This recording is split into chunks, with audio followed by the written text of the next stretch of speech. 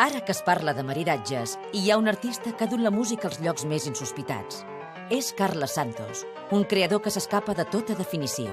El paisatge del mar, vull dir, és com la música al mar, no té final.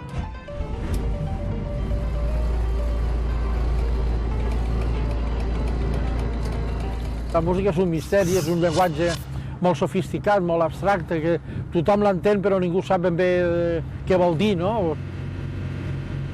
Va néixer i viu a Vinaròs, el poble on té el piano de cua i una barca per fer la mar.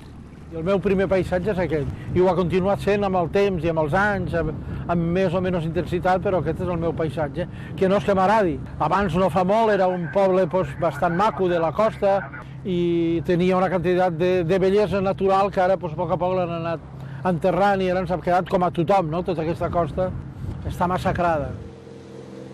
La seva és una barca amb molta història. És una barca de pescar a la sardina antigament, i és catalana, és de Sant Feliu de Guíxols. Després té tota una vida que ha passat per molts llocs fins que va arribar a les meves mans. És una barca molt pesada, molt resistent. Aquestes barques antigament les traien a la platja amb un parell de cavalls cada dia, però són llocs que no hi havia ports. Avui fa un dia com si estiguéssim a l'autopista, avui.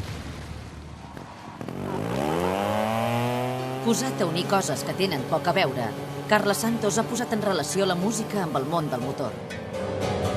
L'autopista és el meu paisatge, diguem, del dia a dia, tant de temps venint i passant, però fas amics, no?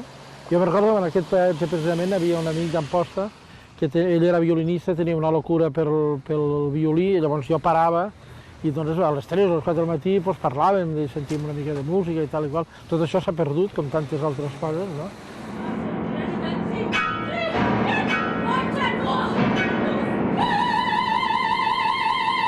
El fet de ser de Vinaròs i l'entrar i sortir cada dia al territori, la gent ho pren amb curiositat i simpatia.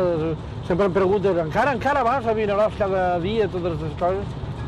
Té un punt obsessiu i que produeix un cert encant, no? Crea una petita obsessió i va seguint la ratlla, sempre dic jo, aquesta ratlla, si la va seguint aplicadament, al final acabes a casa, no? Vull dir, et porta a casa.